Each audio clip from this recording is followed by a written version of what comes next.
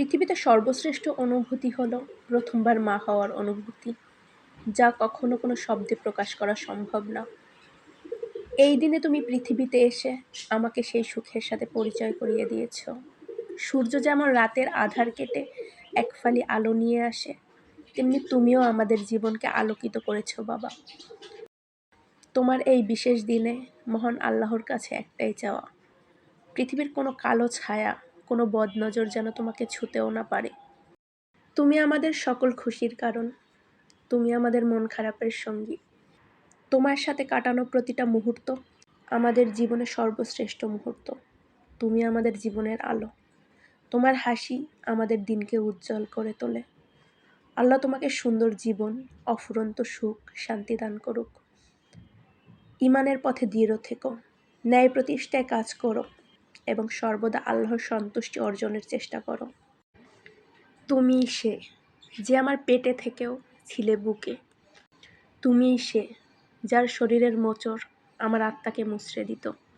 তুমিই সে যে প্রথম আমার চোখে চোখ রেখে ডেকেছিলে মা। তুমিই সে যে আমাকে পাল্টে দিয়েছ চিরতরে, আমার প্রথম সন্তান। মহান আল্লাহর তরফ থেকে পাওয়া আমার জীবনের শ্রেষ্ঠ উপহার। জীবন আমাদের হয়তো আরও অনেক কারণ দিয়েছে খুশি হওয়ার জন্য, কিন্তু আমরা সব থেকে খুশি আল্লাহ আমাদের তোমার মতো একজন সন্তান উপহার দিয়েছে। জীবনের অনেক না পাওয়ার মাঝেও আমি খুশি এবং সুখী, কারণ আমার জীবনের সেরা পাওয়া তো তোমাকে পেয়ে গেছি। প্রথমবার বাবা মা হওয়ার অনুভূতি পৃথিবীর সবচেয়ে সুন্দর অনুভূতি।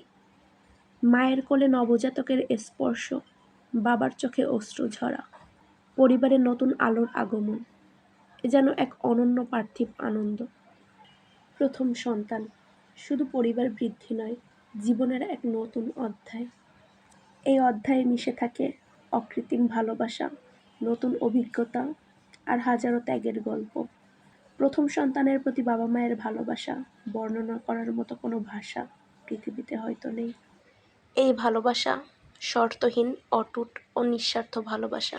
এমন এক সুন্দর দিনে একরাশ খুশি নিয়ে তুমি আমাদের জীবনে এসেছিলে। দেখতে দেখতে 6টা বছর কেটে গেল। আলহামদুলিল্লাহ। তোমার জীবনের এই বিশেষ দিনে অনেক দোয়া আর ভালোবাসা রইল।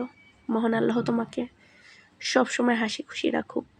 মহান আল্লাহর রহমতে তোমার সব স্বপ্নগুলো পূরণ হোক। জীবনের সব বাধা পেরিয়ে তুমি পৌঁছে যাও সফলতার শীর্ষে।